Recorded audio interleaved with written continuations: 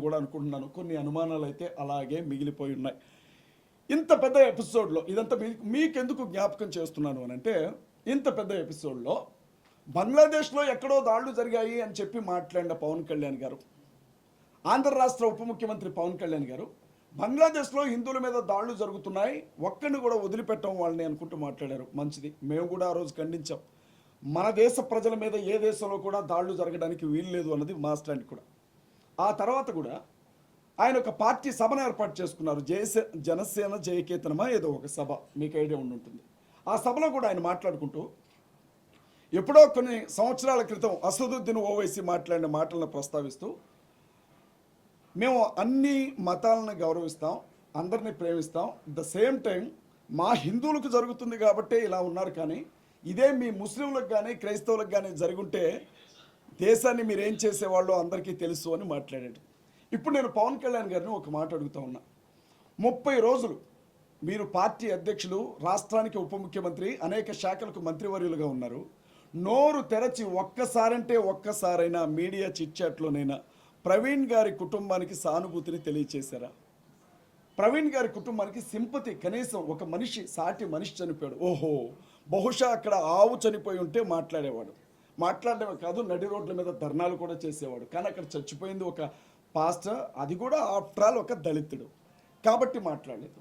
మీరు after all అంటున్న ఆ పాస్టర్ కొన్ని లక్షల మంది, కొన్ని కోట్ల మంది క్రైస్తవుల గుండె చప్పుడుగా ఉన్నాడు అన్న విషయాన్ని ఈరోజు నేను పవన్ కళ్యాణ్ గారికి చెప్తా ఉన్నా. పవన్ కళ్యాణ్ గారు స్పష్టంగా జ్ఞాపకం ఉంచుకోవాలి. పిఠాపురంలో ఎస్సీ మాలపల్లి, మీ అందరికీ తెలుసు, మాలలందరినీ కూడా వెలేశారు. వాళ్ళకి సరుకులు అమ్మలేదు, తినడానికి తిండి దొరకనివ్వలేదు, అన్నీ చేస్తే నియోజకవర్గంలో ఎమ్మెల్యే అయ్యుండి కనీసం ఆ విషయం గురించి మాట్లాడాల. ఇవాళ ఆయన దేశం గురించి, ధర్మం గురించి మాట్లాడుతూ ఉన్నాడు. నేనేమంటున్నానంటే, మరి నీ కోసం క్రైస్తవులు ఎంతోమంది ఓట్లేశారు, జనసేన జెండాలు పట్టుకొని క్రైస్తవులు కుర్రాళ్ళు తిరిగారు, నీ అభిమానులు ఉన్నారు, వారికి నువ్వేం సమాధానం చెప్పబోతున్నావు, లేకపోతే మేము నీకు ఎలాంటి సమాధానం ఇస్తాను నువ్వు చూడాలనుకుంటున్నావు అని నేను అడుగుతూ ఉన్నా పవన్ కళ్యాణ్ గారు. ఇక రెండో విషయం, పవన్ కళ్యాణ్ గారు మాట్లాడలేదంటే వదిలేయండి. జగన్మోహన్ రెడ్డి గారండి, క్రైస్తవులందరూ బాగా ఇష్టపడతారండి జగన్మోహన్ రెడ్డి గారిని. జగన్మోహన్ రెడ్డి గారు వ్యక్తిగతంగా ఆయనకు వచ్చిన ఇమేజ్ కాదు అది. రాజశేఖర్ రెడ్డి గారి ఏకైక కొడుకు కావడం, రాజశేఖర్ రెడ్డి గారు దుర్మరణం చెందటం, ఆ విధంగా ఆయన ప్రజల్లో సానుభూతిని తీసుకున్నాడు, వారసత్వాన్ని, లెగసీని తీసుకున్నాడు. ఆయన అనేక సార్లు చెప్పాడు, మీరు వినే ఉంటారు, నేను ఒక క్రైస్తవుణ్ణి, నేను బైబిల్ని నమ్ముతాను, నేను 4 గోడల మధ్య ప్రార్థన చేసుకుంటాను, మా అమ్మ ఒక క్రైస్తవురాలు అని అనేక సందర్భాల్లో చెప్పారు. నేను ఆయన ఏమడుగుతున్నానంటే, మీరు ఒక మాజీ ముఖ్యమంత్రి, మీరు ఒక పార్టీ అధ్యక్షులు, 5 సంవత్సరాలు ముఖ్యమంత్రిగా పనిచేసినటువంటి వ్యక్తి, మీరు ఏ క్రిస్టియన్ కమ్యూనిటీని, ఏ క్రిస్టియన్ రిలీజియన్ని ఓన్ చేసుకొని అనేక సందర్భాల్లో సుమారు అండి, మీరు నమ్మండి, 1,60,00,000 అనధికారిక ఓటింగ్ ఉంది ఆంధ్రాలో క్రిస్టియన్స్ది.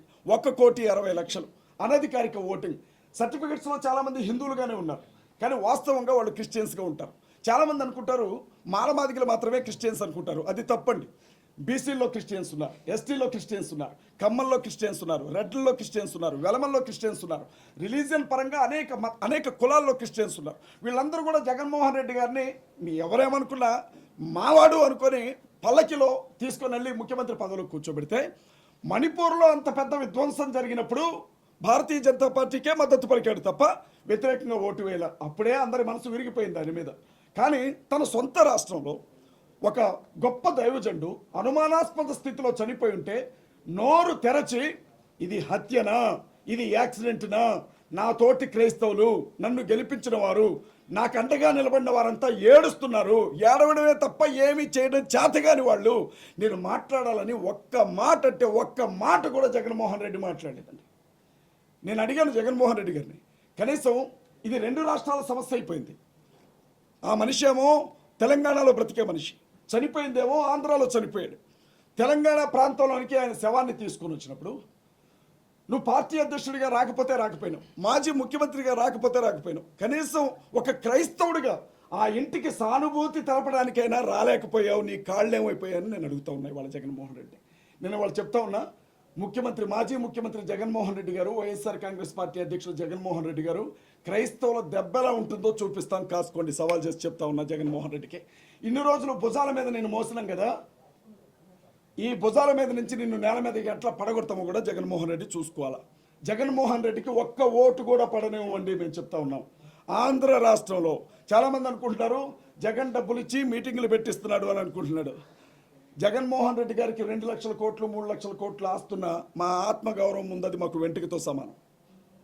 చేతులు చాపి వాళ్ళ దగ్గర వీళ్ళ దగ్గర డబ్బు తీసుకొని ఒక మనిషి చావుని ఉపయోగించుకోవాలనుకునే దుస్థితికి మేము ఇంకా దిగజారలేదు. జగన్మోహన్ రెడ్డి చంద్రబాబు నాయుడు గారినైనా మర్చిపోతామేమో, పవన్ కళ్యాణ్ అయినా మర్చిపోతామేమో, పురంధేశ్వరి గారినైనా మర్చిపోతామేమో, జగన్మోహన్ రెడ్డి గారిని మాత్రం మేము మర్చిపోండి. ఆయనకి ఖచ్చితంగా రివర్స్ గిఫ్ట్ ఇస్తాం, రిటర్న్ గిఫ్ట్ ఇస్తాం. మేము ఈ విషయం చాలా స్పష్టంగా చెప్పాలనుకునే ఈరోజు మేము ప్రెస్ మీట్ ఏర్పాటు చేస్తాం. ఇంకొక విషయం చెప్తా ఉన్నాను నేను, మన తెలంగాణలో ఇక చంద్రబాబు గారి గురించి చెప్పేదే ఉందండి, మీ అందరికీ తెలుసు. ఆయన క్రైస్తవులకు ప్రత్యేకంగా ప్రేమించేవాడు కాదు, క్రైస్తవుల్ని పెద్దగా ద్వేషించేవాడు కాదు అని అంటూ ఉంటారు. కానీ వాస్తవం ఏంటంటే దళితులుగా పుట్టాలని ఎవరు కోరుకుంటారు అని చెప్పిన ఏమంటారు వాటిని వజ్రాల, ఆ వజ్రాల లాంటి పదాలు ఆయన చెప్పినవే. ఇంకొక మాట కూడా అన్నాడు ఆయన చంద్రబాబు నాయుడు గారు, హిందువులు బై బర్త్ హిందువులుగానే ఉన్నారు, ముస్లింలు బై బర్త్ ముస్లిమ్స్గానే ఉంటారు, క్రైస్తవులు మాత్రం డే బై డే వీళ్ళు పెరుగుతూ పోతున్నారు, దేవాలయాల దగ్గరకు వచ్చి కూడా వీళ్ళు మత మార్పిడి చేస్తారు అని చెప్పి మాట్లాడినటువంటి ఆ గొప్ప శాంతిదూత పదాలను మేము ఎప్పుడూ జ్ఞాపకం ఉంచుకుంటాం. చంద్రబాబు నాయుడు గారు నిన్నగాక మొన్న వీరయ్య చౌదరి గారు ఎవరో చంపేశారు. చక్కగా చంద్రబాబు నాయుడు గారు వెళ్ళిపోయి ఆ ర్యాలీలో ముందు నడిచి అటొక ఫోటో ఇటొక ఫోటో పట్టుకొని నడిచిన ఆయన ఎప్పటి వరకు కనీసం ప్రవీణ్ పగడాల గారు చనిపోతే ఆ ఇంటికి మగదిక్కు లేదు, వెళ్ళి ఆ తల్లిని ఒక అన్న స్థానంలోనో తండ్రి స్థానంలోనో నిలబడి 4 ధైర్యం చెప్పే మాటలు చెప్పొద్దామని అనుకోలే. చంద్రబాబు నాయుడు గారు ఇక మీరు గుర్తుపెట్టుకోండి, పవన్ కళ్యాణ్ గారు కావచ్చు, బీజేపీ కావచ్చు, జాకీలు పెట్టి లేపినా మిమ్మల్ని ముఖ్యమంత్రి కానివ్వం ఆంధ్రాలో. నేను చాలా స్పష్టంగా చెప్తా ఉన్నా, క్రైస్తవులందరి తరపున చెప్తా ఉన్నా, నేను ఒంటరిగా చెప్పట్లా, క్రైస్తవులందరి గుండెల్లో ఉండే బాధను చెప్తా ఉన్నా. ఎన్ని జాకీలు పెట్టినా ఎన్ని నినాదాలు చేసినా చంద్రబాబు నాయుడు గారు ఆంధ్ర రాష్ట్రంలో ముఖ్యమంత్రిగా ఉండడం ఇదే చివరిసారి. మీడియా మిత్రులకి మేము చెప్తా ఉన్నాం. రేవంత్ రెడ్డి గారండి ఈ మాట చెప్పిన తర్వాత నేను నెక్స్ట్ నా అరెస్ట్ దగ్గరకు కూడా వస్తాను. హిట్ టీవీ యాప్, ఇందులో short news, live news, entertainment shows, movies, digital magazines తో పాటు మీ జిల్లా వార్తలను కూడా ఫ్రీగా చూడొచ్చు. అంతేకాదు కేజీ నుంచి పీజీ వరకు విద్యార్థులకు స్కాలర్షిప్ కూడా అందిస్తున్నాం. ప్రతి వారం 10 మందికి లక్కీ డ్రా ద్వారా ఒక్కొక్కరికి 10,000 రూపాయలు అందిస్తున్నాం. ఇంకెందుకు ఆలస్యం, వెంటనే హిట్ టీవీ యాప్ ని డౌన్లోడ్ చేసుకుని ఫ్రీగా ఎంటర్టైన్మెంట్ పొందండి. Hit TV app, hit TV app, please download hit TV app. Hit TV app ని ఫ్రీగా డౌన్లోడ్ చేసుకుని ఎంజాయ్ చేయండి. మీకు నచ్చిన ఎంటర్టైన్మెంట్ కోసం హిట్ టీవీ యాప్ ని ఫ్రీగా డౌన్లోడ్ చేసుకుని ఎంజాయ్ చేయండి. హిట్ టీవీ యాప్ ని డౌన్లోడ్ చేసుకుని ఆస్వాదించండి, ఆశీర్వదించండి. ఇంతమంది సెలబ్రిటీలు హిట్ టీవీ యాప్ ని డౌన్లోడ్ చేసుకోండి అని చెప్తున్నారంటే ఎంత మంచి యాప్ ఆలోచించండి. అమెరికా అమెరికాలో చదవాలనుకునే వాళ్ళకి విశ్వసనీయమైన పేరు మన శౌర్య కన్సల్టెన్సీ. UK లో 1 year masters, UK లో 1 year masters, 2 years work permit up to 5 years visa. Contact Saurya Consultancy. Contact 89851 89851.